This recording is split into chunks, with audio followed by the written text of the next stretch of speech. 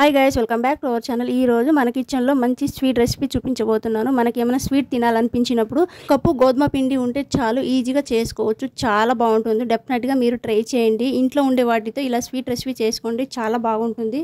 Sweetness కోసం ఒక cup గోధుమ పిండికి 3/4 కప్పు బెల్లం వేసుకొని కొంచెం వాటర్ వేసుకొని బెల్లం మొత్తం కరిగించుకొని రెడీగా పక్కన పెట్టుకోవాలి. కడాయి పెట్టుకొని అందులో 1 టీ స్పూన్ నెయ్యి వేసుకొని అందులో 1 కప్పు గోధుమ పిండి వేసేసుకొని ఇందులో 2 టీ స్పూన్ సూజీ రవ్వ అంటారు కదా, 2 టీ స్పూన్ వేసేసుకొని లో ఫ్లేమ్లోనే బాగా కలుపుకోవాలి. ఇందులో మనం కరిగించుకొని పెట్టుకున్న బెల్లం సిరప్ని ఇందులో వేసేసుకొని ఒకే డైరెక్షన్లో బాగా కలుపుతూ ఉండాలి. లో ఫ్లేమ్లోనే ఈ ప్రాసెస్ అంతా చేసుకోవాలి. ఇలా కలుపుతూనే ఉండాలి. ఇందులో 1 టీ స్పూన్ నెయ్యి వేసేసుకొని బాగా కలుపుకోవాలి. ప్యాన్కి సపరేట్ అయ్యేంత వరకు కలుపుతూనే ఉండాలి. చేసుకొని పెట్టుకున్నాం అనుకో, ఇలా 10 to 15 డేస్ వరకు ఫ్రెష్గా చాలా బాగుంటుంది. ఇలా మనం తినాలనిపించినప్పుడు ఇలా చేసుకొని తినండి, చాలా బాగుంటుంది. బయట కొనే బదులు ఇంట్లోనే చేసుకుంటే నా టేస్ట్ బాగుంటుంది. ప్లేట్కి ఇలా నెయ్యి రాసేసుకొని మనం చేసిన మిశ్రమాన్ని ఇందులో వేసేసుకొని బాగా స్ప్రెడ్ చేసుకోవాలి. పైన ఒక క్యాప్ తీసుకొని దానిపైన నెయ్యి రాసేసుకొని దాంతో స్ప్రెడ్ చేసుకోవాలి.